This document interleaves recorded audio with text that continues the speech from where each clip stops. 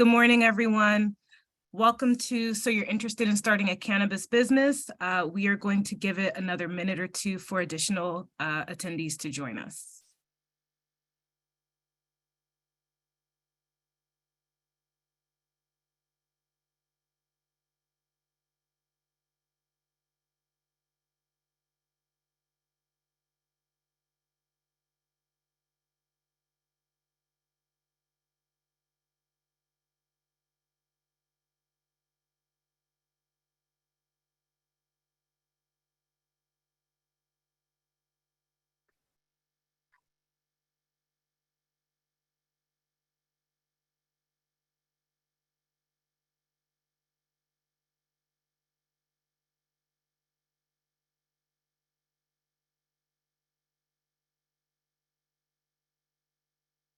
Good morning, everyone. My name is Maya Curry. I am the Vice President for Communications and Diversity, Equity, and Inclusion for the Newark Regional Business Partnership, and we are excited to host today's program, So You're Interested in Starting a Cannabis Business. Today's program is being hosted in partnership with the Urban League of Essex County and the New Jersey Cannabis Business Association. Today's program will feature 5 speakers who will discuss a range of pieces of information you'll need to be aware of as you begin to decide if entering the cannabis industry is for you, and different ways you need to begin to plan to approach the licensing process. I am now going to bring on Ed DeVoe, President of the New Jersey Cannabis Business Association, and Vivian Frazier, President and CEO of the Urban League of Essex County, to get our program started. Thank you both. Thank you so much, Maya. Good morning, everyone. I'm Ed DeVoe, President of the New Jersey Cannabis Business Association. We are the state's first and largest trade association established for the cannabis industry. We are essentially the state's Cannabis Chamber of Commerce, representing current license holders, applicants, future applicants, and all of the ancillary businesses that make up this space. Today is an interesting day. It's a perfect timed day in terms of the conversation about the cannabis industry. While issues like the illicit market, or as some of us call still the black market, while those issues remain, while issues around social justice remain, what we really have to get into is the conversation around the business of cannabis. Today is about the nexus between advocacy and business, and how we make both communities come together and work for the benefit of those that have historically been disadvantaged, those communities that have been traumatized by the false war on drugs, and how we move forward, not only working and looking at local economy, but the state's economy. So helping me create that nexus between advocacy and business is my friend, the President and CEO of the Urban League of Essex County, Vivian Frazier. Good morning. Thank you, Ed. We're happy to host this session with our friends at the Newark Regional Business Partnership.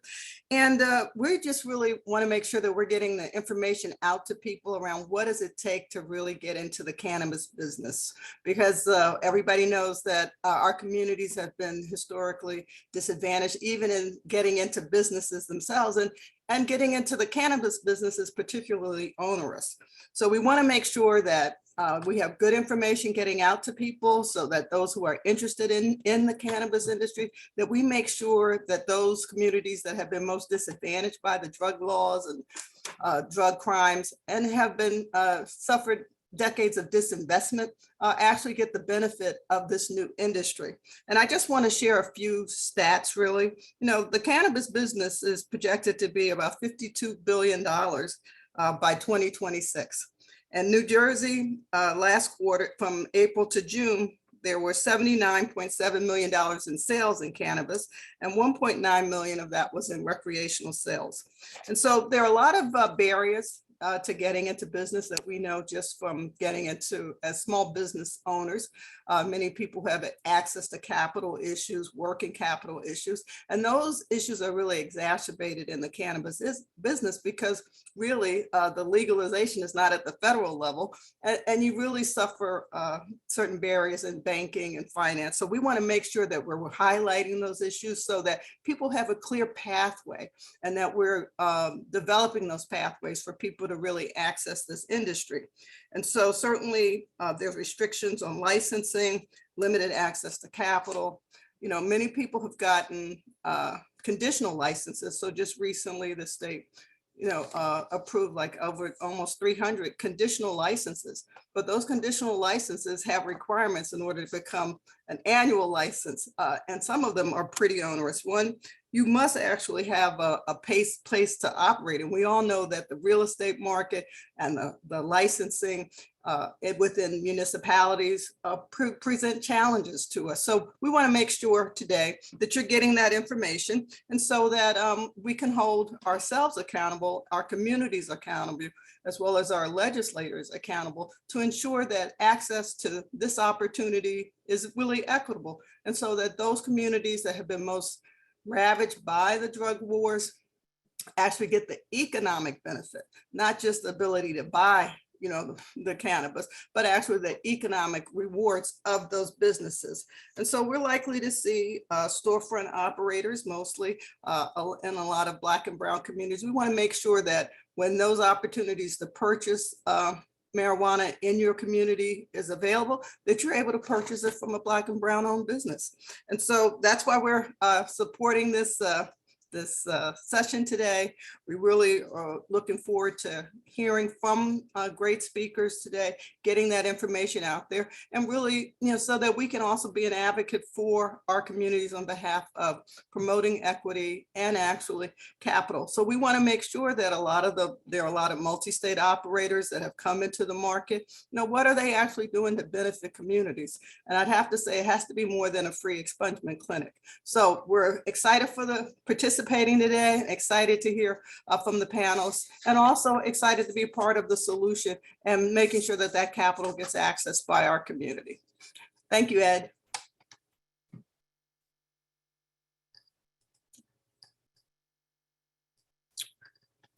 I'm going to turn it back over to Maya.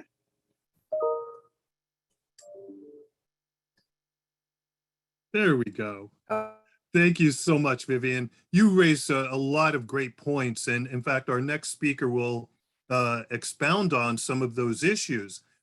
Yes, when we look at access to capital, access to real estate, it's hard enough for certain communities and certain individuals to use traditional means to access capital, to use traditional means of acquiring property. Now you get this strange mix of a state legalized business, but still a federally illegal business.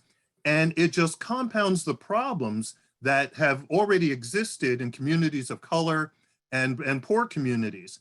Access to capital has always been a challenge, even in the traditional sense. Now it's compounded. Purchasing or leasing property has always been a challenge. Now it's compounded because of the legality and illegality of the market. So I think our next speaker has a great deal of experience to share. I've known Faye Coleman for a number of years now. Faye actually sits on the board of the New Jersey Cannabis Association.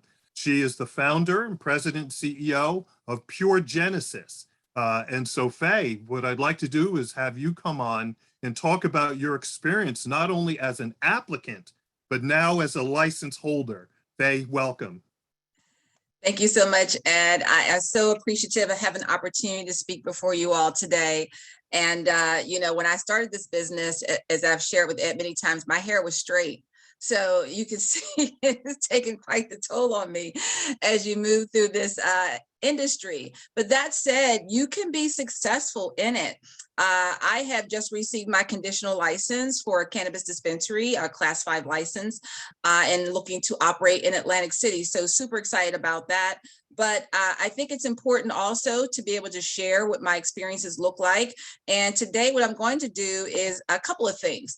I want to tee it up in a way that you guys can understand what my journey looked like, but also, you know, some of the things that I needed to do in order to be successful within the space. So if everybody can see my screen, okay, I'll go ahead and get started. So, you know, the first question I always say, you know, you want to get into a cannabis business. Do you understand the industry? Do you know what cannabis business you want to get into? Do you have, and, you know, I had to ask this question to myself, you know, do you have what it takes, you know, to apply, to start the business, run it, and be sustainable within the industry? Those are all very relevant questions to ask yourself as you're going through the industry and making those decisions. So the first thing out of the gate is, you know, a lot of folks want to jump right in and say, hey, how do I get a license? But take a step back and really focus in on, what do you know? Do you understand the plant? Do you know the history of it? Do you know the benefits of it in terms of the climate, your body, the program within New Jersey? What is our program? And then, you know, looking at the business in and of itself, what's the market look like? Is this a smart business to get into?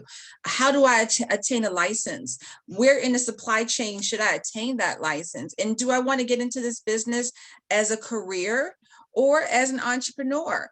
And if you want to do it as an entrepreneur or an operator, the first question you have to ask yourself is, what is the process?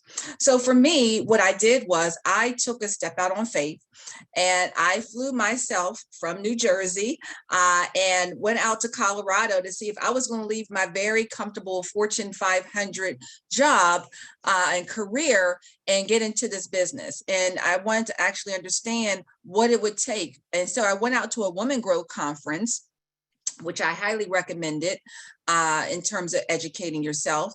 And I wanted to see if I could thrive in it, or if I could simply survive in it and maybe it wasn't for me. I came back super excited, grabbed my partner, my co-founder, and we got started. So there were three things that I wanted to make certain that we focused on today. As I educated myself on where the industry was, where I wanted to be in terms of career path or operator, it was definitely an operator. And so I wanted to understand what it would take to get a license. So first thing I wanted to do was reflect on the industry itself and where it was.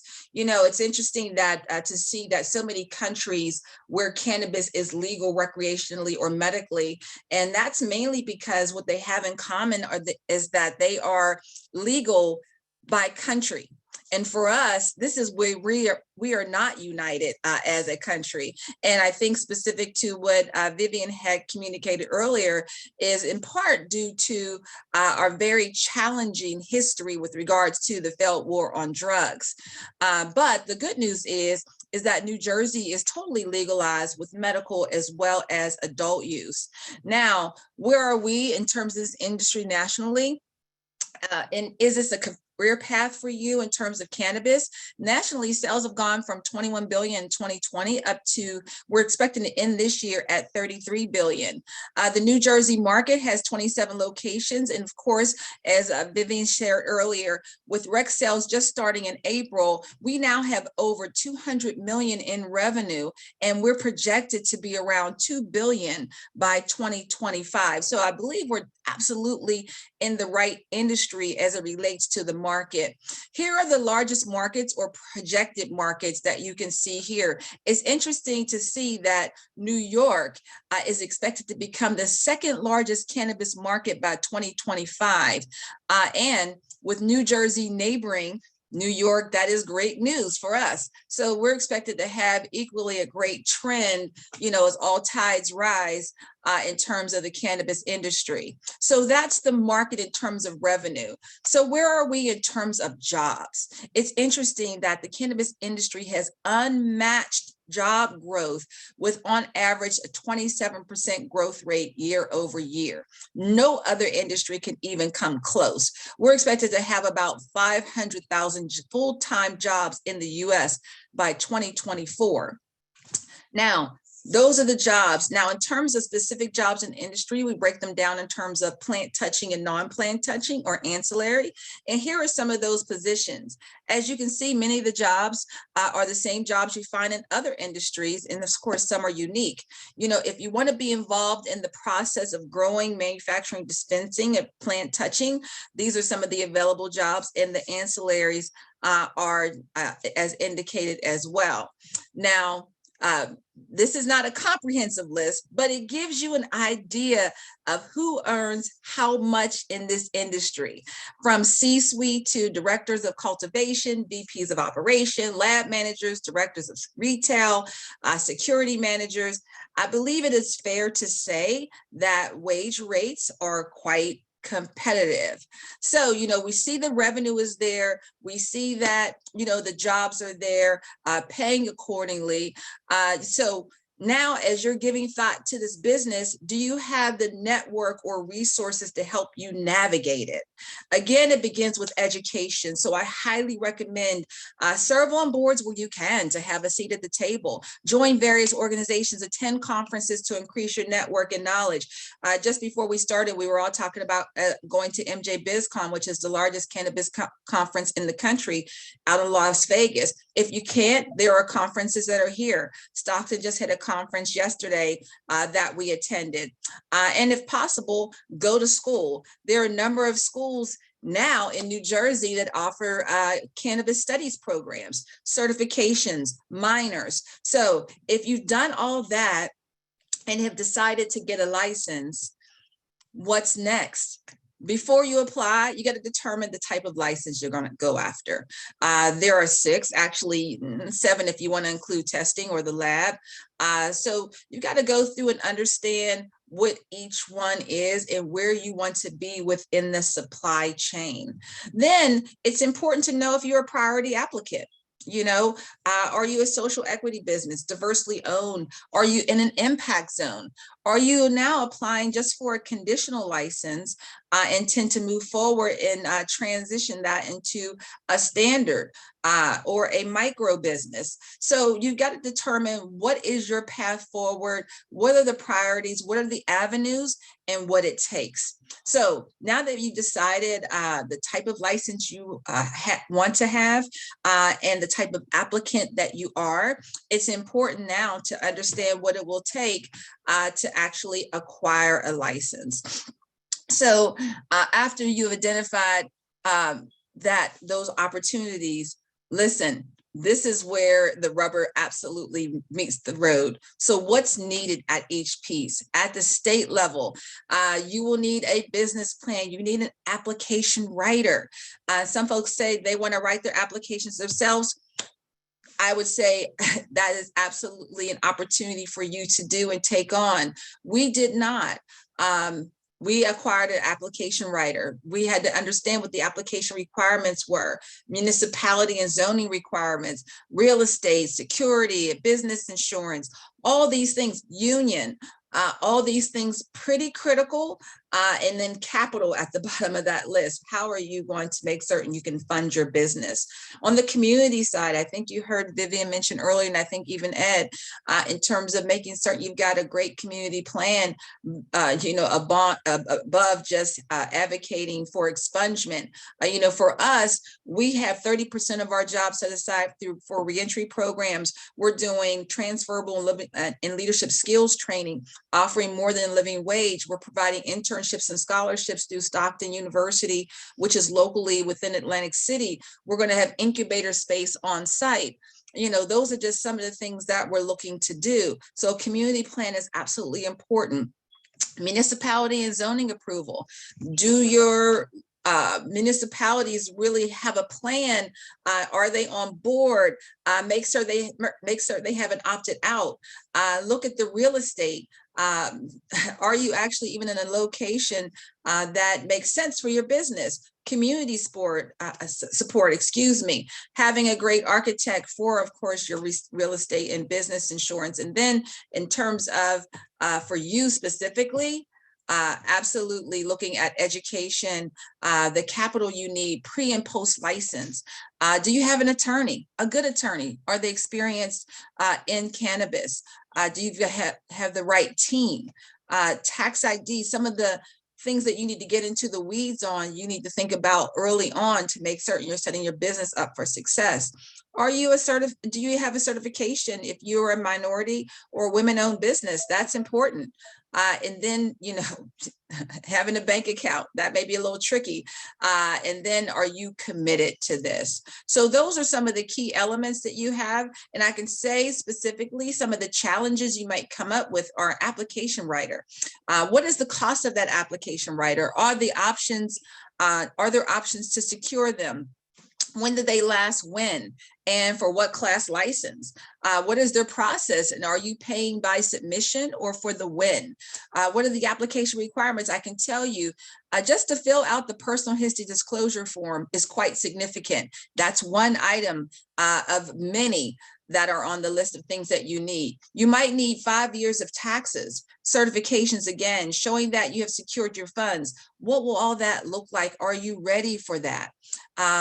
That becomes important. Locally, the approvals, again, it took me 7 months to get my letter of resolution because my municipality was in the process of defining how they were going to move forward in the cannabis space. Location, location, location. Is it revenue generating, right? Because sometimes local municipalities will put you in a location that may be somewhere away, but not necessarily optimal. So make certain you understand where you're located. And then real estate, significantly high right now. Do you have an idea of where that is? If you have a great network, you may know someone who can point you in a direction to find that optimal real estate that's at the right price. And then in terms of you, I'm just going to put one thing up, capital. There is pre-licensing and post-licensing capital that you're going to need.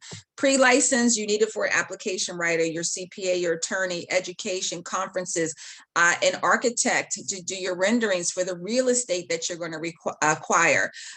Post-license, building out your facility, furnishing and putting that security surveillance in place, hiring and training your team, security, your inventory build. And then after your grand opening, of course, you're going to need to make certain you have the operating budget for the first 18 months, which will include all the things that I mentioned, as well as some other things. I won't take you through the details of that right now, but I can tell you, as you've made those decisions, there's a couple things that I just want to make certain you're aware of.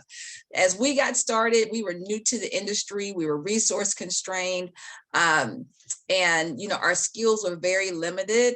And so as that was happening, we came across an investor who happened to be a bad actor. And so much so that he did not want to move forward with the necessary agreements to actually conduct business. So we ended up returning a $10 million check the day before our application was due because we didn't do enough homework upstream. So I can't tell you enough that I'm always excited for seminars, workshops, opportunities such as this, where those who have been through the business, understand the business, can absolutely share the business and share not just some of the wins, but some of the challenges, so you don't make those missteps as you move forward. So with all that, if you are still interested in starting a cannabis business, you need to understand this industry. You need to determine what cannabis business you want to get into. You need to be committed. Do your homework, find the capital and your team, and know that if you do what it takes, you're going to have what it takes to apply, start, run, and sustain this business. So I thank you guys for that. Hey, that was fantastic. Thank you so much for delving into that. Again, I'm always pleased to introduce you as somebody who has gone through this experience. And again, you are a valued board member of the New Jersey Cannabis Association. So let's just digress for a minute. You've been with us for since the beginning, right? we formed the New Jersey Cannabis Business Association 6 years ago when the notion of legalizing cannabis was it was a campaign promise. And it took us years in order to get to the point where the legislature finally had to punt, and they gave the issue to the voting public, who overwhelmingly, and if I'm not mistaken, the referendum of 2020 passed at the highest rate of any constitutional question in the state in its history. And so from the Cannabis Business Association standpoint, we then made the shift from advocacy, where we were advocating not just for medical cannabis and the medical cannabis program in its expansion, but we were advocating for adult use. And that included the notions of expungement, and that included the notions of creating prioritization in terms of licensure. And Dan McKillop, who is our practicing attorney who will be speaking later, will delve into that as well. But now here we are, Faye, and we get the referendum passed. The Cannabis Business Association shifts from advocacy to now being a chamber of commerce.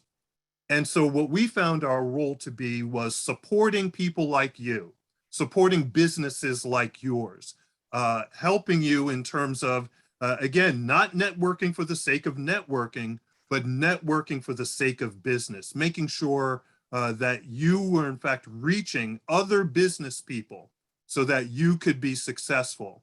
I now use the phrase that it's not just about access, but it's about success.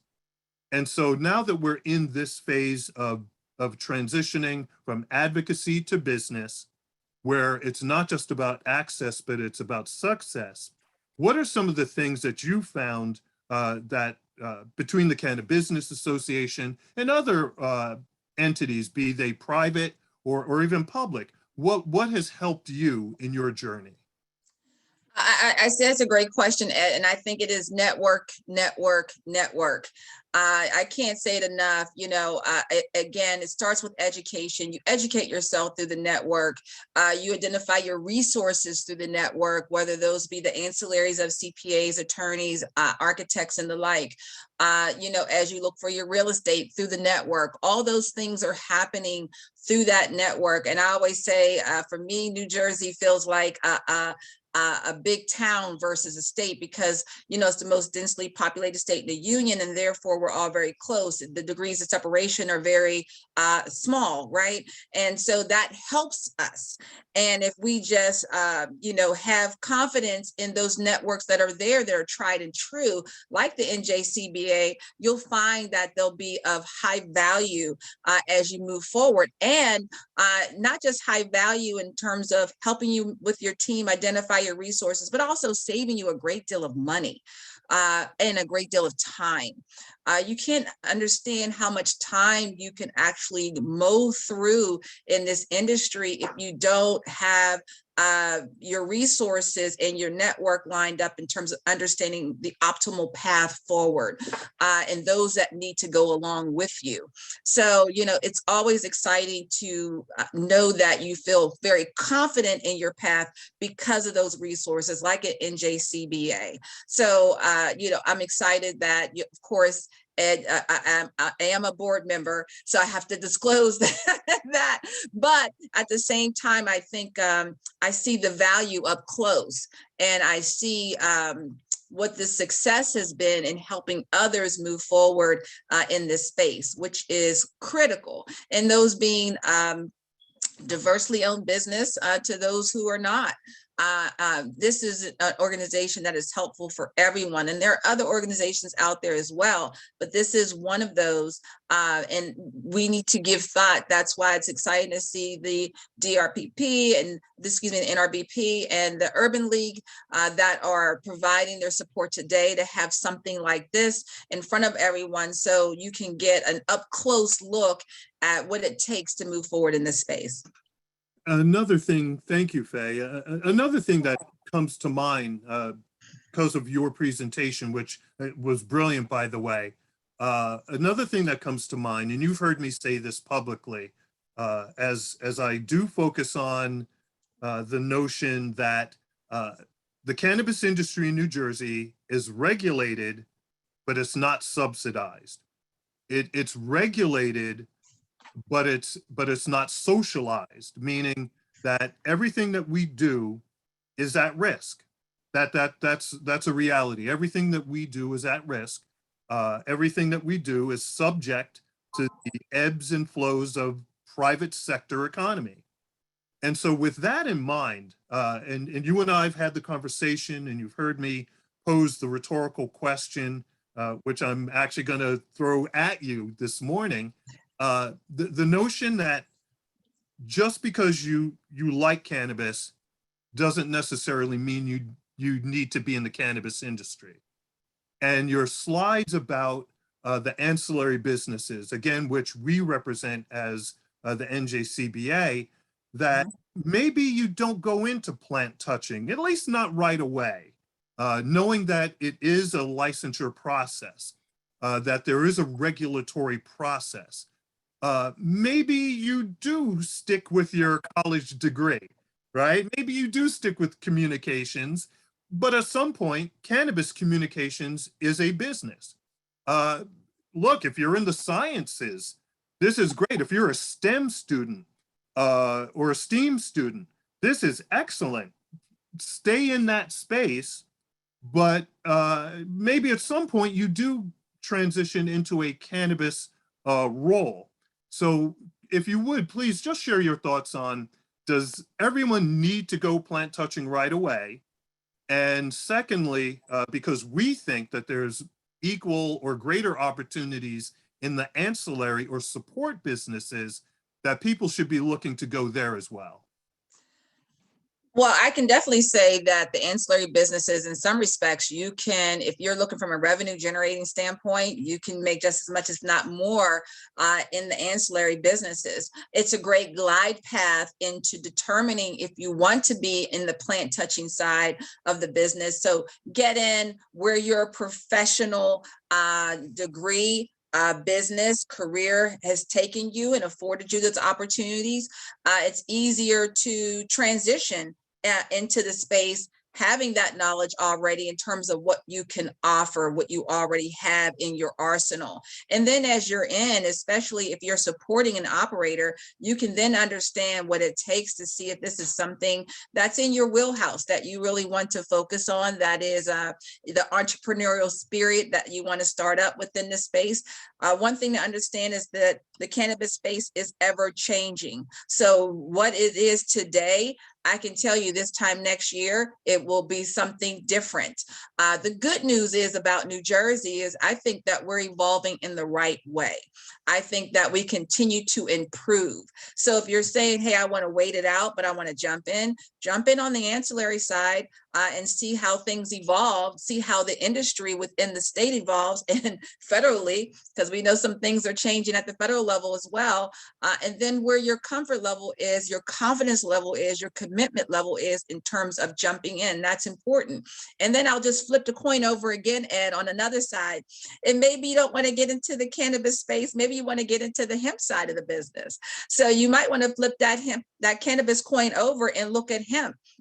Industrial hemp is $1 trillion business that is coming. It's a slow burn because it is very much on the leading edge. Some might say bleeding. I don't want to go there, but it might be on the leading edge. But there's definite opportunity there. We just launched $1 billion climate smart commodities grant earlier this year that actually helps with those who are looking to grow hemp. You know, just taking a second, Ed, if you look at it from a farmer's standpoint, and you look at the supply chain, one of the challenges on the hemp side is our supply chain is weak within our country, meaning that we don't have growing and processing and new product development on lock just as of yet. So they're launching these grants within the USDA to help strengthen that supply chain. And they are targeting farmers especially. So it's interesting to note that, you know, in the 1920s, there used to be 1 million Black farmers in this country. And today we have less than 50,000. So here's an opportunity to leverage some of that underutilized land and revitalize it through hemp, which is absolutely needed. 50,000 uses, helps with climate, right? And so I don't want to get too much. I get on my climate focus in a second here, so I don't want to go far down that rabbit hole. But there are absolutely a myriad of opportunities to get into the space that are outside of plant touching, if you so desire. You know, Faye, thank you so much for that response. Well, first I'm going to do a commercial break. I saw in the Q&A about accessing slides. So rather than have you publish slides, and I'll address this probably towards the close of our program, but this program is in fact being recorded. So this is a recorded program, and we thank the Newark Regional Business Partnership for not just putting this program together, but recording it and possibly making the recording available at a later date. So as you're taking notes, if you think as though you've missed something, we will in fact have this program as it's recorded. We'll make it available, I'm sure, in some way, shape, or form. So Faye, as you had mentioned in your last comments, the notion of redevelopment. I was asked some time ago about the municipalities who opted in or opted out. And so for people who hear that phrase, under the statutes legalizing cannabis, municipalities had the opportunity to opt in or opt out.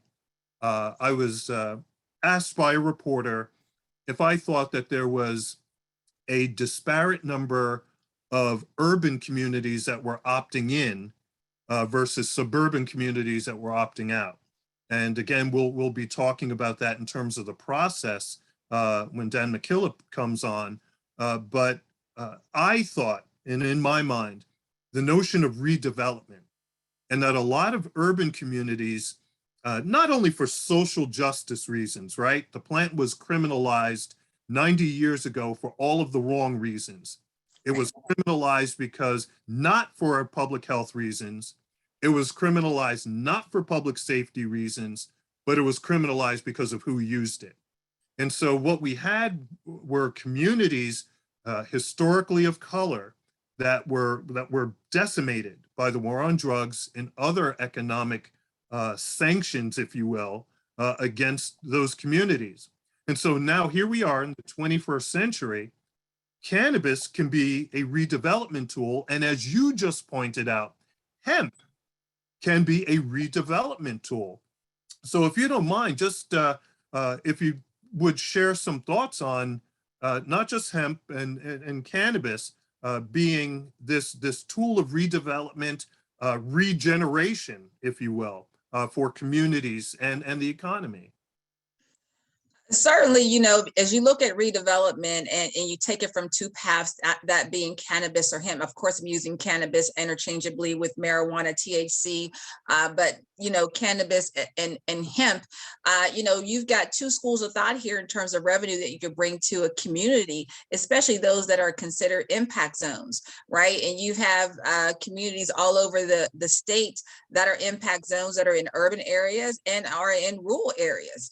As well as suburban areas. So as you look at that, you give thought to, the jobs that you can bring to the community, the farming community that you can revitalize, being able to educate a pipeline of talent through local colleges and universities in those impact zones, where now you have those, as you said earlier, those STEAM those within the STEAM field that can come through and be a part of the industry, non-plant touching, right?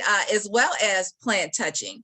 So there are a lot of different avenues that you can take in terms of revitalization, redevelopment, all tides rise. I think, again, through education, but then also identification in terms of where the revenue is targeted, right? So as you look at these particular zones, impact zones that you have, or communities that are underserved, you have to look at how we're applying the resources. So are we really lifting them up through cultivation? Are we lifting them up through job creation? Are we looking them up through the next pipeline of leaders coming through, being educated, I think all those are avenues to help successfully revitalize underserved communities. Great, Faye. Thank you so much. And again, Faye, thank you for sharing your experiences as an applicant, as an entrepreneur, your entrepreneurial spirit, your business savvy is absolutely paramount to your success, and you've proven that. And so I thank you for your service on the NJCBA board, my friend, and all of your contributions to the cannabis community in New Jersey. So don't go away. Don't go away. Part of what was raised in Faye's presentation was the fact that there are processes in place. When I talk about what the New Jersey Cannabis Association has done with respect to advocacy and now acting as a chamber of commerce, the culmination of all of that work was the development of first legislation, followed by regulation. And so with us today, with the law firm of Scrinsy Hollenbeck, is Dan McKillop. Dan is a great attorney, has done a great deal of work in the cannabis space. I'm proud to say that Dan and I have worked together on any number of issues within this space. And so Dan, when we look at how do we even get to where Faye is, and we look at processes, regulatory and legislative, that have been put in place, which basically drives everything that we do in the state, I just want to turn it over to you so that you could share from an attorney standpoint that preparation, how one who's looking to get into the industry addresses legislative and regulatory questions. Dan? Sure. Yeah, thanks, Ed. Appreciate it. Glad to be with you. Glad to be with everyone. I want to say congratulations to Faye. Absolute accomplishment to receive a conditional license. And we're going to get into it a little bit more in my presentation. But Ed, you're absolutely right. I mean, the culmination, as you say, of all the work and all the foundational efforts by CBA and everyone led to eventually a process by which people who are interested in becoming cannabis operators can do so, despite federal illegality, despite it all, on either the medical or the adult use side here in New Jersey.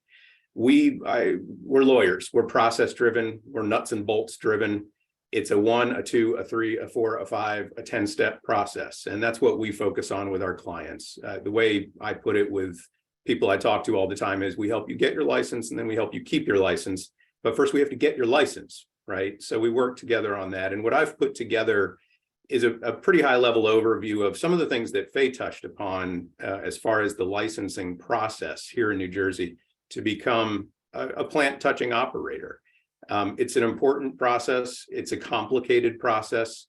Faye hit all the highlights. I'm just going to drill down a little bit more with a little bit more detail and a couple insights from what is actually happening at the state level in terms of their review process, the length of time it's taking, et cetera. So let me try to share my screen here and we'll get going. Let's see. Okay, I hope you can all see my slides. Ed, can you confirm that you can see those? No, they're not up on my screen. Okay, sorry. Apologies, everybody.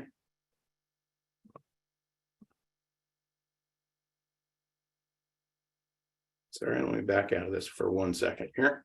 Dan, I can go ahead and share your presentation. Yeah, that'd be fine.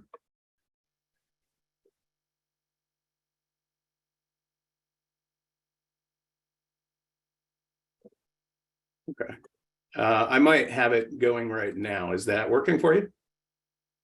We can see it now. Yep. Okay, great. Sorry about that. So anyway, this is me, of course, pleased to be here.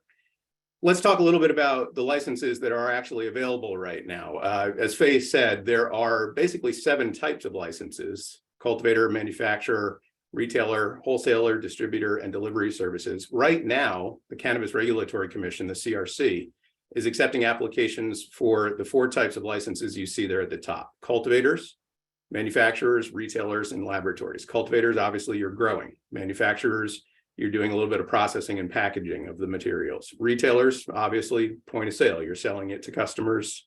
And testing laboratories, an important license type. Everything has to be tested before it's sold. After it's grown, it has to be tested to make sure that it's meeting standards and that it's safe. And so the testing laboratories are also getting licenses now as well.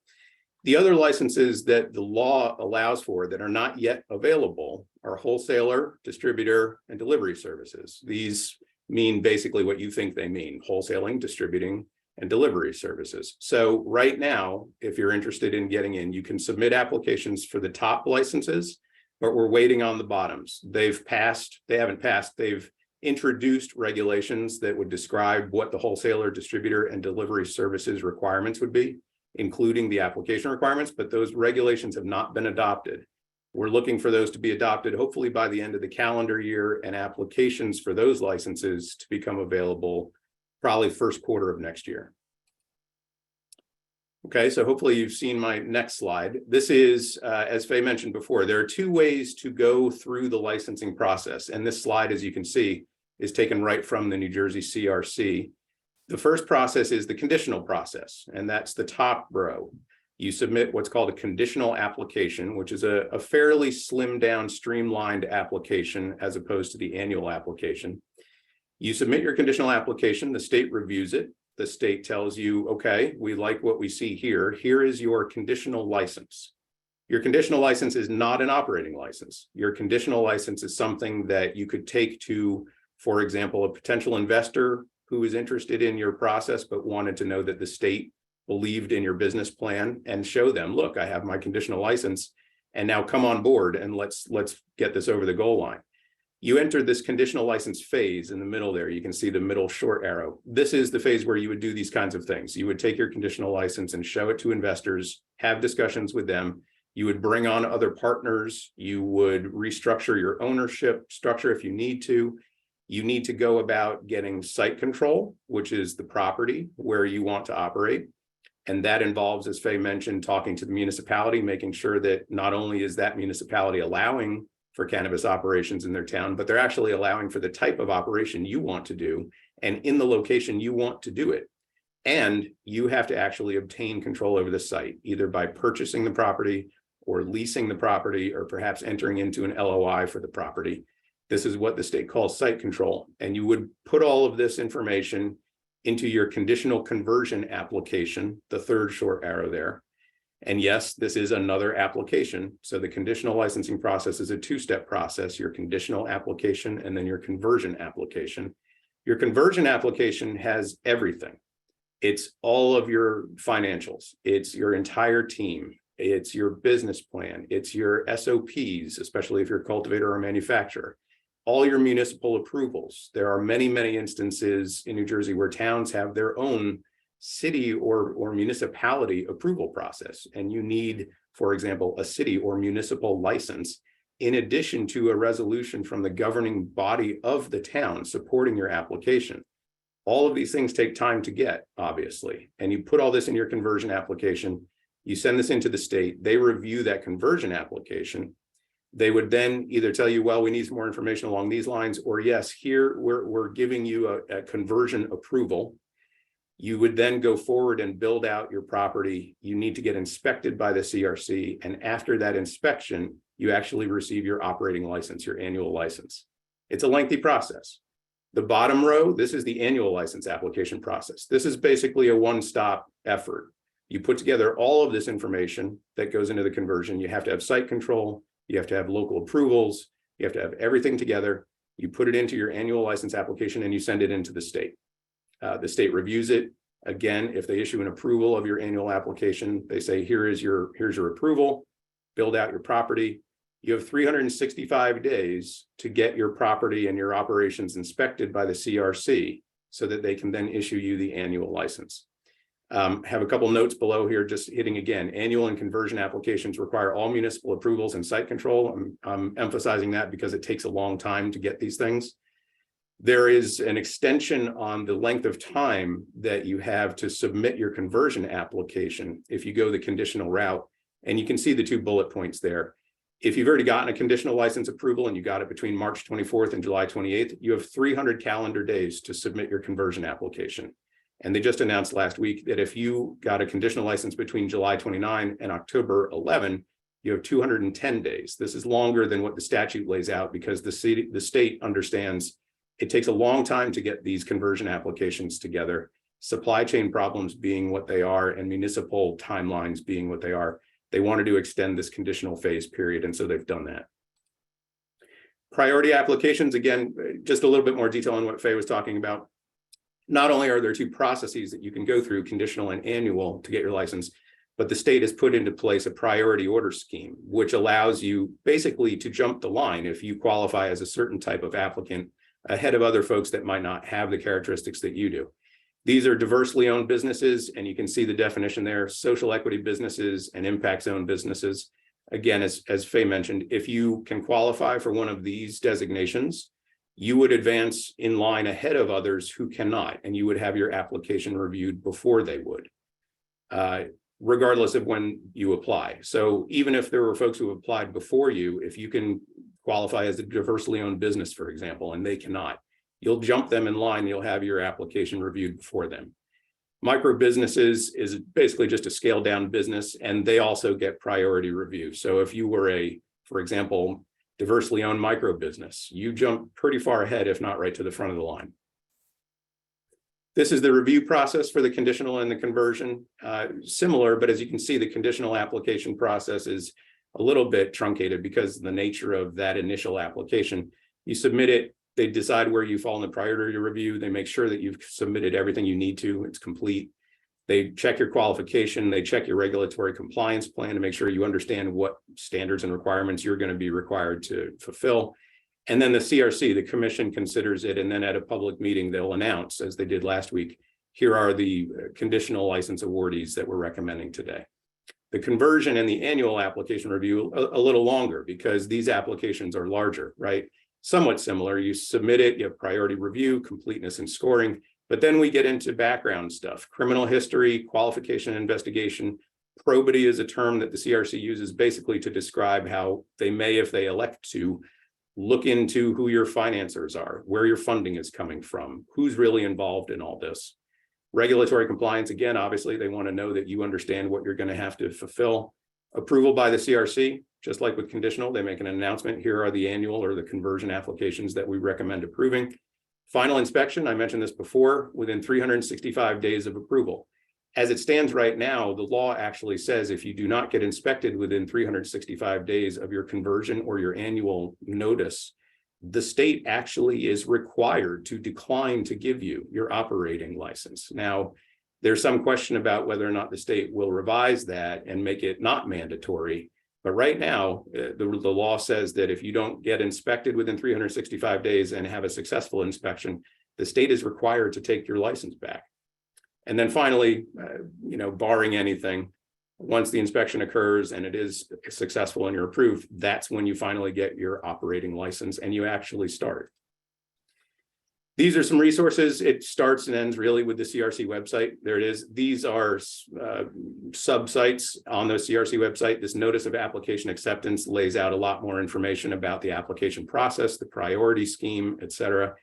This applications page has a lot of good resources on it, including an application guide, and even I think it's a webinar that leads you through how you would do the application itself.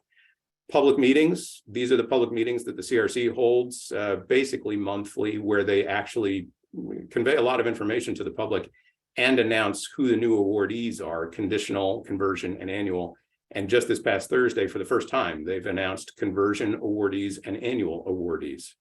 And FAQs, this is a really valuable resource because these are questions that the public has sent into the CRC, oftentimes repeatedly. So I do recommend that when you do have questions about this process, you check the FAQ page, because chances are you're going to find that question and an answer that might be helpful there. I'm going to try to end my slideshow and stop sharing. I hope that worked. Excellent, Dan. Thank you so much. Yes, it worked. How easy it is to exit as opposed to enter. Exactly right. So thank you so much for covering the legislative and regulatory process for entering the cannabis industry. Quick digression, if you would, and hopefully this isn't coming too far out of left field. Vivian talked about in her opening remarks the fact that we are as state entities, a little bit concerned about the phrase MSO or multi-state operator. If you would just take a moment, and maybe for those that are hearing phrases like MSO and ATC, if you could talk a little bit and define those so that everyone understands what they are and what their role is in this cannabis economy. Sure. Yeah, sure. MSO is a multi-state operator. So the cannabis industry across the country is a state by state industry because of the federal illegality. So that is to say that while the cannabis industry as a whole remains federally illegal, basically the federal government is saying to the states, as long as you states run and maintain and keep control of your own cannabis programs, we will basically take a hands-off approach and let you go ahead and run your show. That's fine. And there are entities that are operating in multiple states. They comply with each individual state's requirements to be an operator in that state, but they do so through corporate machinations. They do so on a multi-state basis.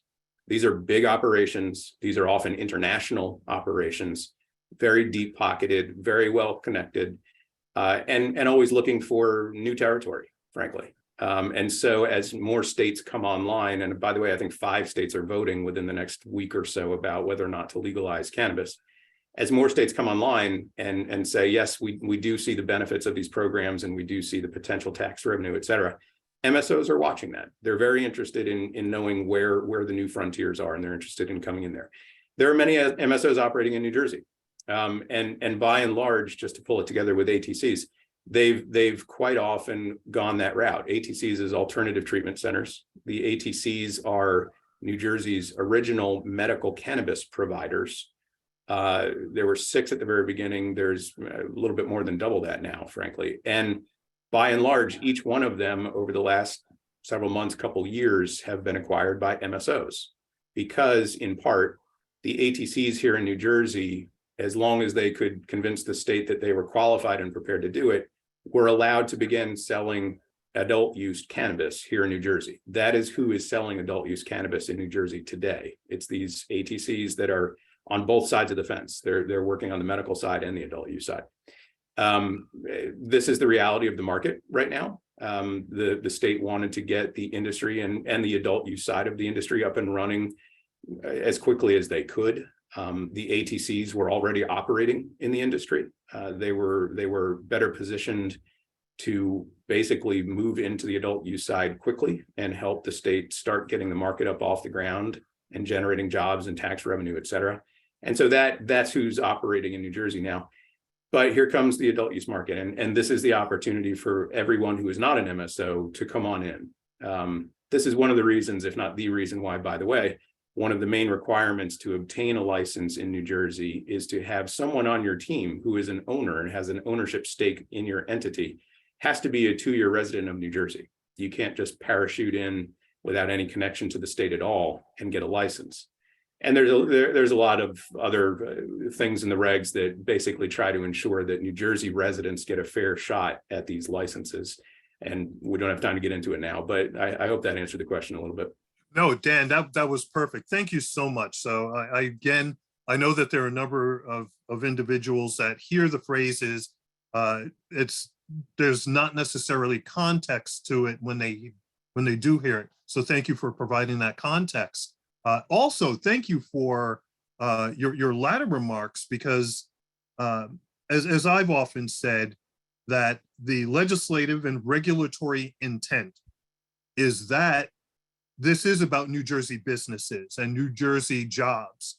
And so while we had to start somewhere, and that I give it to greater minds than mine, we had to start somewhere. And so the industry had to begin with an experienced entity or with experienced entities. And so we did that. But now the priorities, the legislative and regulatory intent is that we do have New Jersey jobs, New Jersey companies benefiting from the legal market. That being said, another area that often comes up is for the New Jersey entity, be they an individual or a group that does what Faye had suggested, and that's that they incorporate. They decide to get into the cannabis industry, but along comes the notion of, hey, look, somebody's interested in, I'll call it helping me. And so with that help comes something called an operating agreement. If you would please take some time and talk about what an operating agreement is and what it should look like, especially to benefit the New Jersey part of that equation. Sure. Yeah. And there's a few things to talk about there, but yeah, you're right. I mean, as I said, folks, out of state actors, bad, good, and indifferent, are looking for ways to come into states like New Jersey that's getting their market off the ground. They do, and they are, and they will continue forevermore to approach people in New Jersey with whom they feel they can make a connection in order to check that residency box and come on in. Faye talked about it before. She bumped into an actor who, in the end, it wasn't going to work, and that does happen. You do need to be careful about it, right? There are mechanisms in place to protect New Jersey residents and citizens going through this process from basically these sort of predatory, actions and actors. One of these is the operating agreement. You're right. I mean, any sort of connection or relationship or partnership between an outsider and a New Jersey resident is going to be bound by the terms of an agreement. It's often called an operating agreement. And you surely would want, your legal counsel, whoever that is, to build into that agreement as many protections as possible so that you, the New Jersey resident / applicant, frankly, aren't taken advantage of by an out-of-state actor, an MSO, a funder, anything. There's a couple other elements in the law and in the regulations that are designed to protect us. There are two terms to throw out. One is a management services contractor, and another one is a financial source. These are terms that are defined in the regs, but basically a management services contractor is somebody out there, a consultant or someone with know-how and experience and intellectual property even, that says, hey, New Jersey resident, I've got all this in a can, and we can just go and run it and we'll get a license and it'll be great. There are very strict rules about management services agreements with those people. And there are very strict rules about financial source agreements with financial sources, who are people or entities that they're not bringing anything substantive to the table, but they're bringing all the money to the table. And the regulations lay out, as I say, very, very strict rules about what financial source agreements and what management services agreements can and cannot say, can and cannot include, and what protections must be in place to protect Jersey residents from predatory practices. These agreements go into your application at whatever appropriate time, and they are thoroughly vetted by the CRC. And a lot of the reason that people have gotten what they call cure notices, or a letter saying, well, we need to take a look at this, it has to do with these agreements. They want to know more information about who these people are and what the exact relationship is, because yes, we all want New Jersey citizens to get into this industry, but we don't want them to get in at the cost of losing their license or being taken advantage of 6 months, a year down the line. Excellent information. So what I take away from that is, number one, if you're going to spend any money on your application process, get legal counsel, right? That's to me that says it all. You need someone that's going to be able to help you navigate the legal issues that are around applying and getting ready for a license. It's legal counsel. It's right. And honestly, I'm in touch with and good friends with a good number of New Jersey cannabis attorneys. I have to say, it's the most collegial group of attorneys, I've encountered in 20 years of practice. And it's largely because everyone is motivated to do well. We're building this airplane as we fly it, just like everybody else. And it is a very, very complicated process. And the state is doing its very best to try to make clear, exactly what the process is. But as with all new things, especially where you're creating an industry out of whole cloth, there are inconsistencies, there are questions, there are sort of loose strings in the law and the regulations. And in order to make it through the process so that you are actually successful, yeah, it goes without saying, frankly, and whether it's me or somebody else, I have to recommend to everybody strongly that you get in touch with an experienced cannabis attorney early in the process, before agreements are written and signed, et cetera, so that you don't make a false step right out of the gate. Excellent, excellent guidance, Dan. I really appreciate that. And everyone else should appreciate that as well. So as we look at not only the need to have proper counsel, proper guidance, whether it comes in the form of an attorney, as Faye pointed out, it could come in the form of a consultant or consulting firm, that you have all of these needs, a checklist, if you will, as you prepare to become an applicant.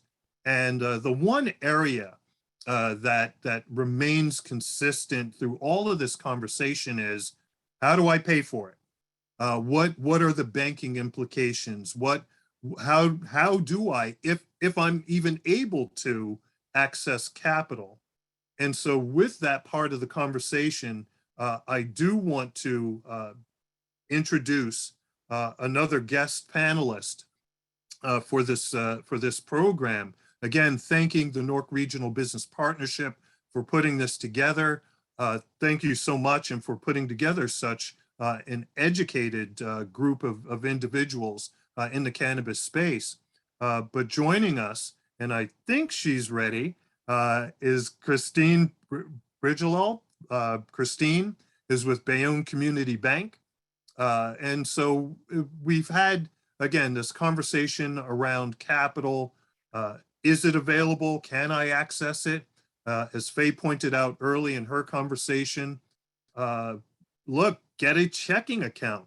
One of the things that we face as the New Jersey Cannabis Association is the fact that we get a number of people that say, I want to get into business, but then we get into issues of, well, do you have a business checking account? Do you have a business profit and loss statement? So there are a number of economic and financial questions that arise when we're talking about the cannabis industry. And so Christine with Bayonne Community Bank, if you're with us, would you care to jump in about the capital question? She is here. I think she may be having trouble connecting her audio. I just sent her a off webinar message, so I want to just give her a quick second. Excellent. Well, so here's what I'll do from the business standpoint. When we talk about capital and banking in the cannabis industry, so some things that you absolutely must be aware of. Number one, it is in fact difficult to get loans. I'm not going to say it's impossible, but it is difficult, which is why there is a lot of conversation around investors, investor groups, and funds.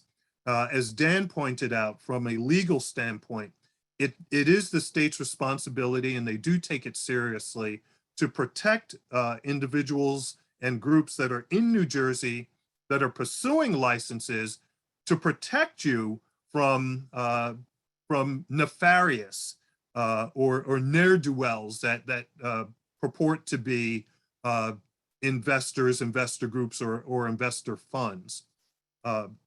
Another thing to consider when you're looking at jumping into the cannabis industry is, in fact, the tax scene and tax scenarios. When we talk about being a business, I was with some financial advisors yesterday at Stockton University, and one of the statistics that was used in the financial conversation was the tax rate for cannabis businesses is somewhere around 80%. The reason why it's so high is because you cannot write off business expenses in the cannabis industry like you can write off business expenses in other industries. So when you look at being a restaurant owner, you can write off things like advertising. You can write off the cost of providing certain goods and services. In the cannabis industry, you cannot write off certain business expenses so that your tax rate is around 70–80%. And so those are considerations that you have to have as you look at coming into the cannabis industry. You'll hear another phrase, as Dan and I shared, you hear the phrases of multi-state operators or MSOs, ATCs, alternative treatment centers. Another financial phrase you will hear is 280E. The 280E is the federal tax code. And so the federal tax code disallows you writing off as a cannabis industry. It disallows you from taking deductions that normal industries, or I should say, older industries take. And so I'll digress there because I started to use a phrase because one of the other reasons why the Urban League of Essex County is here and why the New Jersey Cannabis Business Association is here is because the cannabis industry has gone through this evolutionary process. You heard us talk early on about the criminalization of cannabis going back 90 years ago. Cannabis being criminalized, not for public health reasons, not for public safety reasons, but because it was a substance of choice of Negroes, Mexicans, jazz musicians. That's why cannabis was criminalized. You then evolve into this this part of our American history where the cannabis laws were actually weaponized. So you go from criminalization to weaponization. The laws were weaponized where certain members of our society, only certain members, were treated disparately, arrested disparately, had certain laws enforced disparately if you were a person of color or if you were a poor person. Looking at the age in which we dealt with weaponization, the 60s and 70s, it was the anti-war movement. This was a clear and direct attack on people that had voiced opposition to the Vietnam War. So you had criminalization, you had weaponization, and then when we realized from a business and a social justice standpoint that there is no return on your investment if you are investing in the prison industrial complex, when we realize that it is a waste of human life, that it's a waste of money, that we are incarcerating people for possession of a plant, we then entered the age of legalization. And states, beginning with California and spreading across the country, started legalizing cannabis.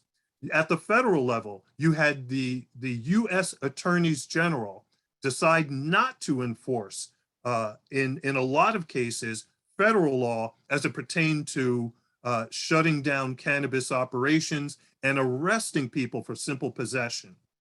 And so now, as we talk about the 280E issue and taxation issues, when we talk about where can you locate a cannabis operation, we're entering into what I like to call is the phase of normalization.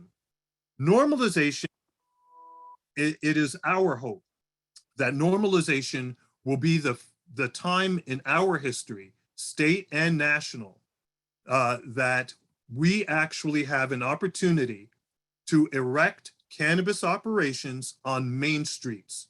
Main streets, meaning you're going to walk past a restaurant. If you choose to go in that restaurant, great. If you don't, you won't think twice about it. There will be a pharmacy on your main street.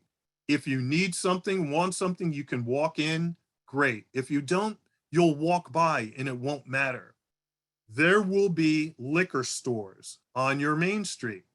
Even if you are under 21, you can enter a liquor store. But if you walk by it, it won't matter.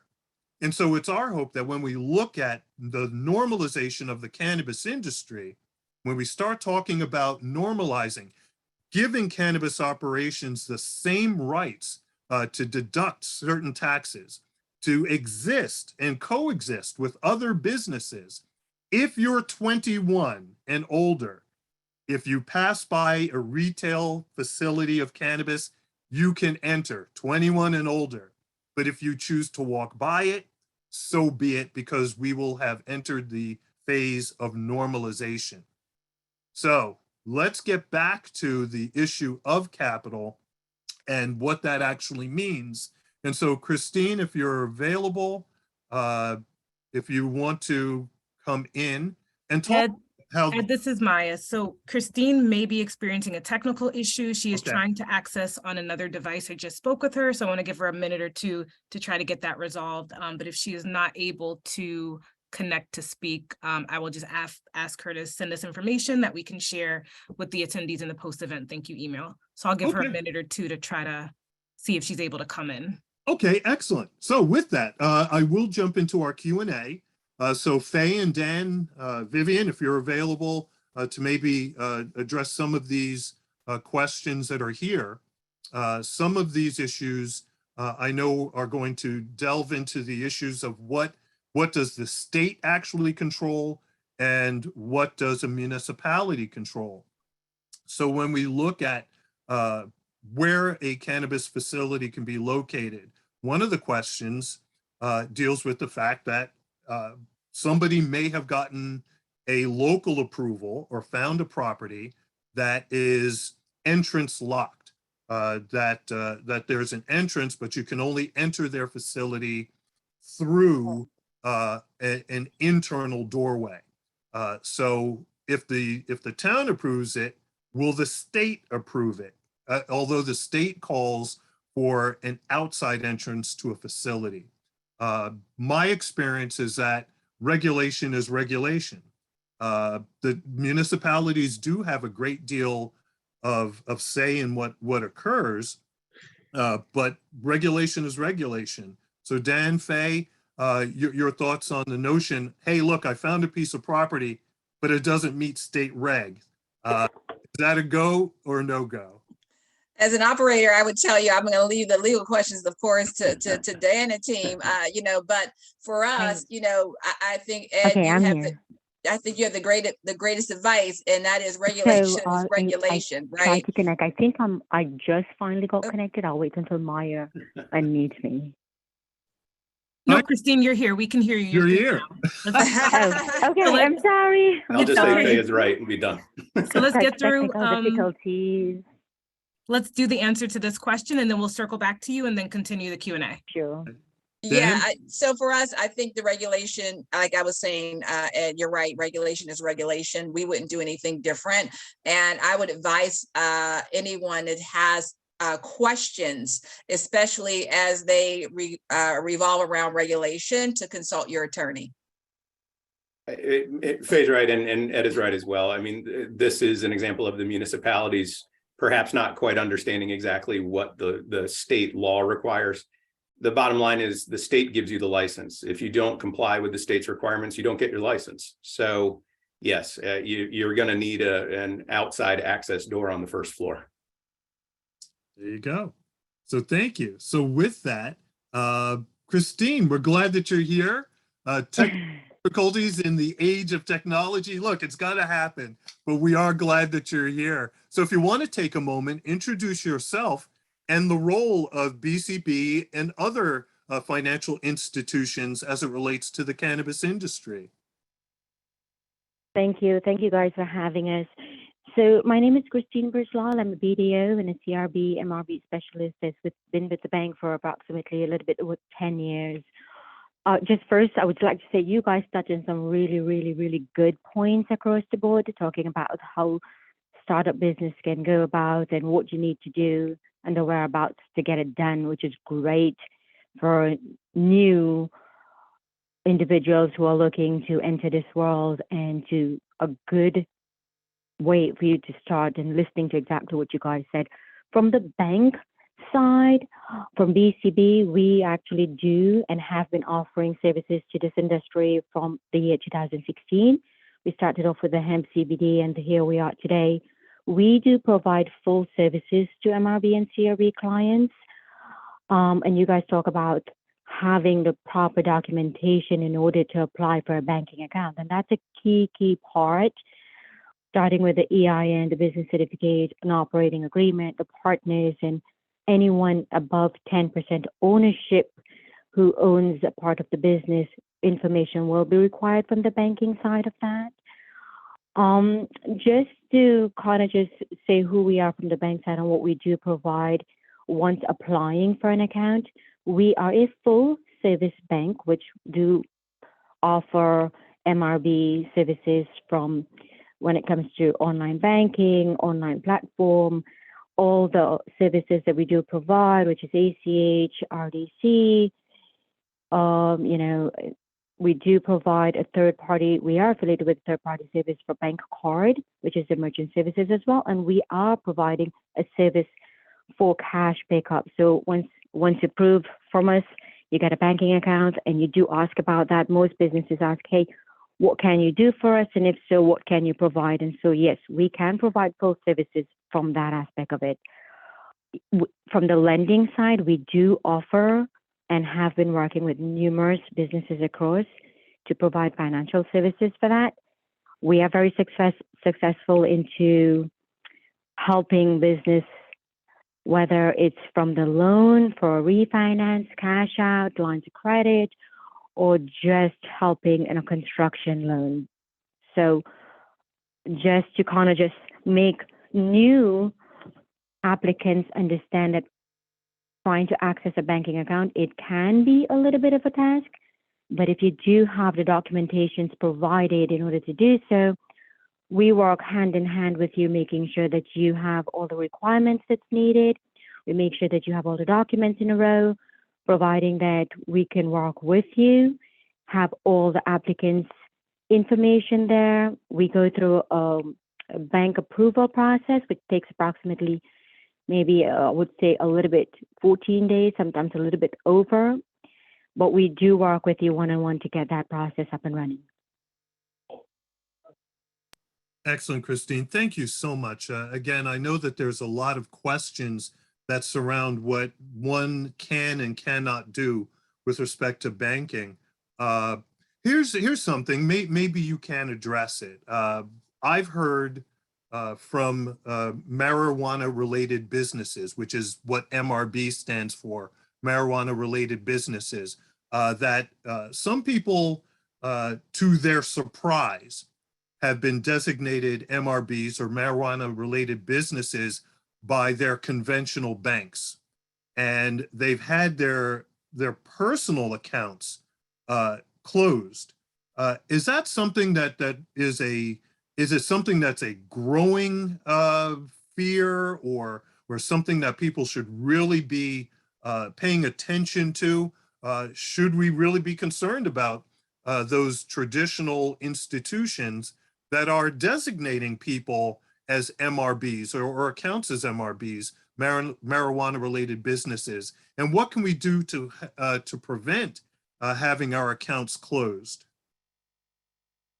One personal account should not affect an LLC account. So if the business has an LLC, the individual or individuals that are beneath that LLC should be a separate sector to a personal account. It should not affect each other. So let's say I have LLC ABC and I have Ed and Fernando as both my signers or signatures on that account. It should be a separate, and I have my personal account. It should not affect it totally. You should not be one. You cannot commingle funds and transfer from one to the other, because then you just automatically become from a tier one, which is plant touching or whatever that is, in comparison with a tier two. You should not be able to commingle funds from the personal account. You should be writing checks as an investment from the personal to the LLC, but not transferring back and forth. That is a great piece of information. In fact, I'm going to use that to again stress what Faye and what Dan have talked about. And that is, look, get professional advice, getting legal counsel, getting an accountant. It may cost you money, but it will prevent what is the phrase, an ounce of prevention beats a pound of cure. So this is the area where we're talking about you should get a CPA, get somebody who knows finance, especially cannabis financing. Get them on board early so that you avoid what you may consider an honest mistake, an innocent mistake, where you may write yourself a check from your cannabis business. And apparently that's a no-go. So we want to make sure that as you enter this industry, that you are knowledgeable, or at least get people who are knowledgeable. So another, I just want to say, yeah, please. I've worked with Dan over the past few years, and Dan is great in help coordinating with clients. So anyone who is listening, Dan is a great resource to go to. He knows the ins and outs. He's able to help clients obtain banking accounts with us in the past and continue to work with him. So he understands from the beginning to end, like what's the process needed, what documentations are required to help obtain a banking account. So that's a key part that Dan's here to get that through. Excellent point. Excellent point. So Christine, actually, I'll leave it to you. So if you had to summarize, let's say your top 3 things that somebody should consider when they're looking at creating a cannabis business and when they're looking for a financial institution with which to work, what are the top 3 things that they should put in place in order to make sure that they're, number one, meeting regulatory requirements at the state and federal level, and what things do they just need to maybe know as a new business? So first, as a new business, it's who's going to apply for an account. If it's an MRB Tier 1, which is plant touching, and a Tier 2 is just an e-commerce. From Tier 1, you must have all of the approval, zoning, which is local, from each township. That is a key part too. If you want to move forward, in order to have that, you must have the proper documentation that we can do, in order for us to supply for us. In order for to apply for that banking account, we need to make sure that from that particular township, we have all of that approvals. From an e-commerce side, you just have to have the proper documentation to make sure you have a business plan, an org chart, all of the requirements from each individual. Just kind of go down the list from the bank's end. We're going to ask to have a questionnaire that, a CRB agreement and operating EIN business certificate as you go down the line. So there are 2 separate sections of it that you need to understand from Tier 1 and Tier 2. Excellent. Thank you so much. With that, what I'm going to do is go to some of our general questions. Again, thank you, Christine, for what information you provided, because the financial industry is so important. So I'll jump to what is probably the easiest question here. Why can't you write anything off? It is, as Dan pointed out, the separation between what has been federal, what the federal statutes are and what the state statutes are. Now, that being said, and Dan, thank you for the note, some states have actually gone, and New Jersey is in the process of doing this, and that is we are decoupling our tax programs from that of the federal tax programs. So Dan, do you want to expound on that some? Sure. Yeah, the federal IRS code 280E is the one that prohibits cannabis businesses from deducting normal business cost operations. It just harkens back to the federal illegality of dealing with controlled dangerous substances under federal law. But what the states are doing more and more is exactly what Ed said. We are, quote unquote, decoupling our state tax codes from 280E of the federal tax codes, so that New Jersey licensed cannabis operators, for example, would be able to make certain deductions on their state tax return with respect to these costs of businesses, notwithstanding the federal problem.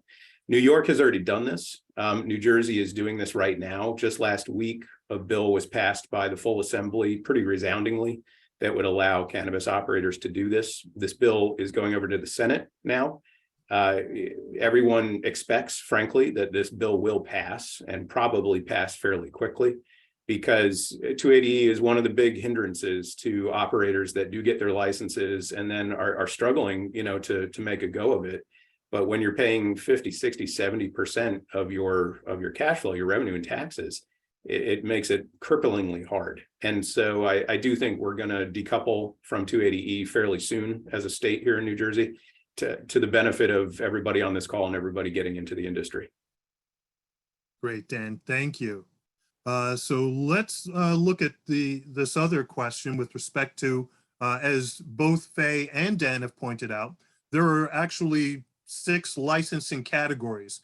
The state has not opened up an application process for all of those categories as of yet. So what we advise you to do, Dan put up the CRC website. That's nj.gov/cannabis. Stay tuned, visit that website. They will in fact be providing information with respect to not only their public meetings, not only the frequently asked questions, but when they in fact will be opening up the portal for the other licensing categories. So nj.gov/cannabis. Stay tuned for some of the other licensing categories. And then we'll close out our portion before I turn it over to our fantastic hosts, the NRBP. There's this general statement/question as it relates to just the existence of hurdles. And I kind of touched on this, and Faye and Dan, if you just want to touch on it briefly, the notion that we've created an industry that appears to have hurdles. I don't think it's the intent to continue to hold down certain communities. I know it can get frustrating because it's new. We've never done this before. But again, the legislative and regulatory intent, when we look at the prioritization of how applications are reviewed, when we look at the prioritization of impact zones and disadvantaged communities, where the number one priority for applications is if you are formerly incarcerated.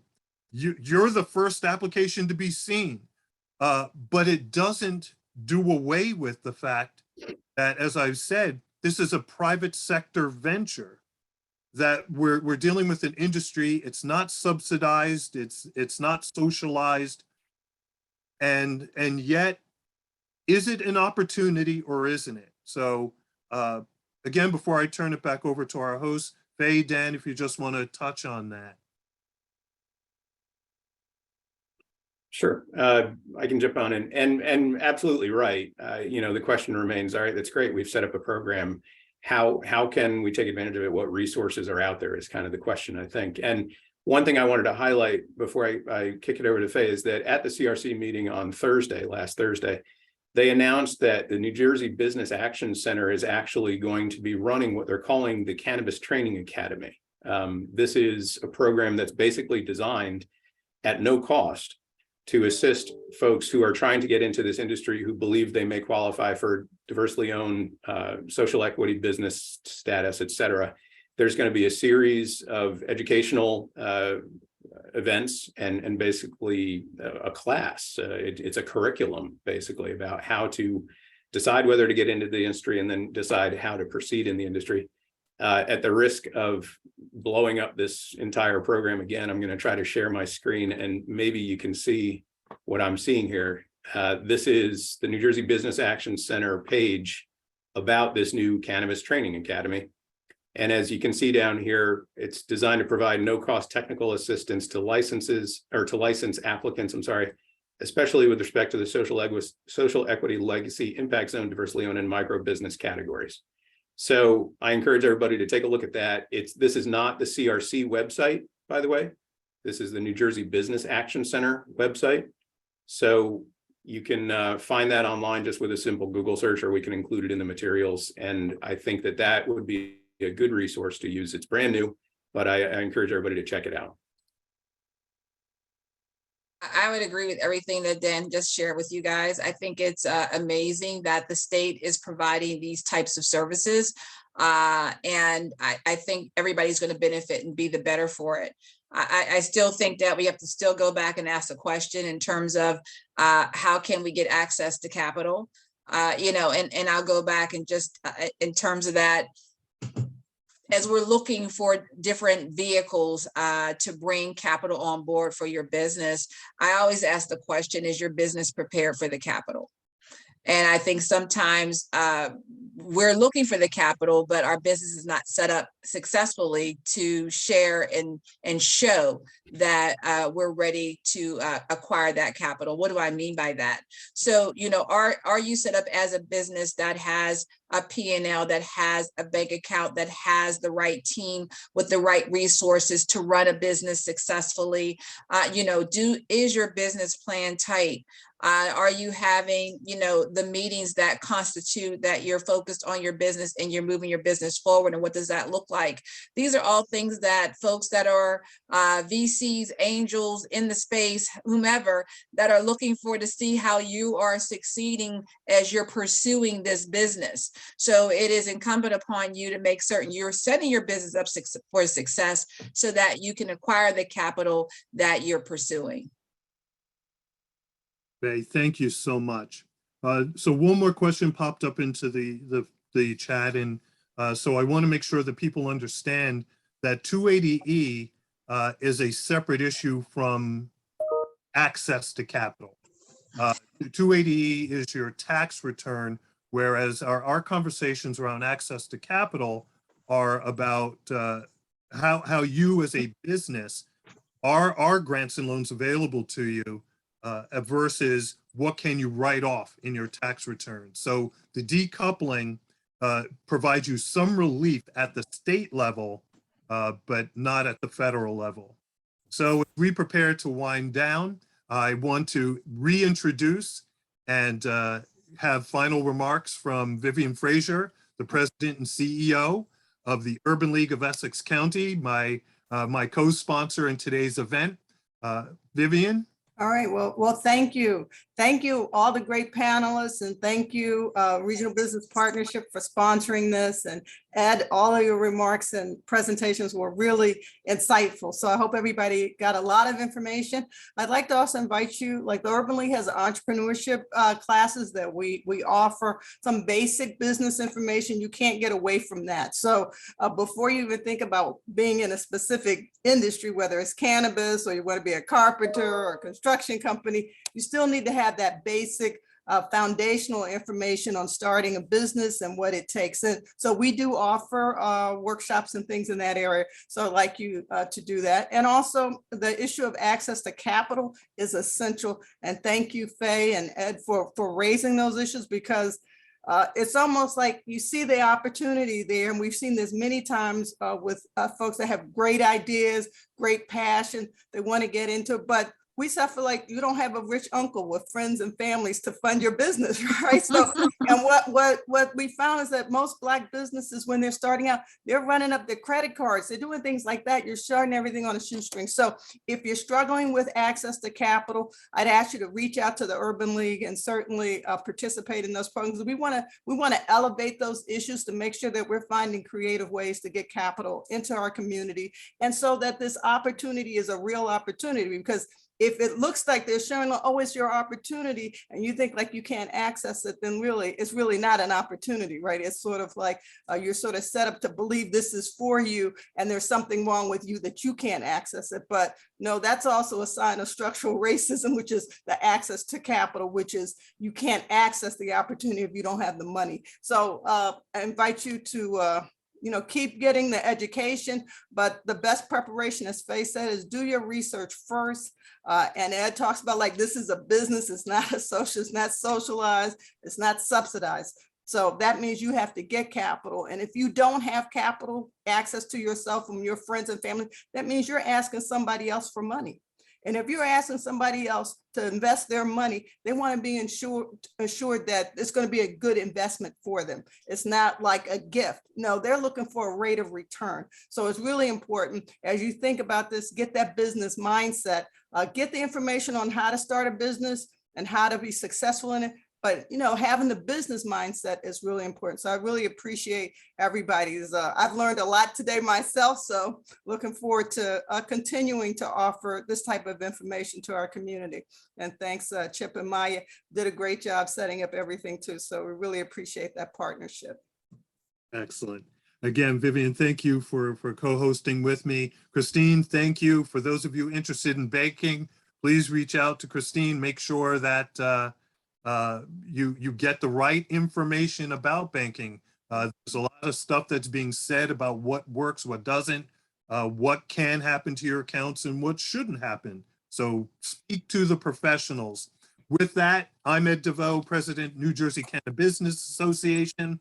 Maya Curry, thank you so much for having me. Chip, you and I go back a long ways, and I really appreciate you working with me over the years, being one of my professional mentors, teaching me about the private sector. I didn't start in the private sector.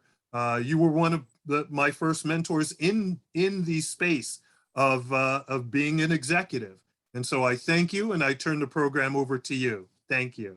Well, Ed, thanks for those kind words, but really thank you on behalf of everybody on this Zoom today, because this has been extraordinarily informative, almost 2 hours, and we didn't lose more than 2 or 3 people who probably had to jump to another appointment. So that's a sign of a really valuable program. And the Newark Regional Business Partnership certainly shares the New Jersey Cannabis Business Association, as well as the Urban League's commitment to this issue as an issue both of social justice and equity, as well as business opportunity. And I think that's exactly where this program went. And I can't thank you all enough for sharing your expertise. And Faye, I thought your presentation, while aimed at the cannabis industry, was really a primer for anybody looking to get into business. It was really a very thoughtful approach to entrepreneurship, and something that can be taken away from this program, in addition to the cannabis specific information we got from Dan and Christine and Ed this morning. So thank you very much. We hope that you'll enjoy coming to other Zooms, other meetings, other exchanges that both Ed's organization as well as Vivian's have, as well as ours. We look forward to continuing the discussion in our diversity, equity, and inclusion series as a sign that it's about time we started moving this country ahead and this world ahead in a better way. So with that, we thank you all. Have a great day. Look forward to seeing you again soon. Thank you.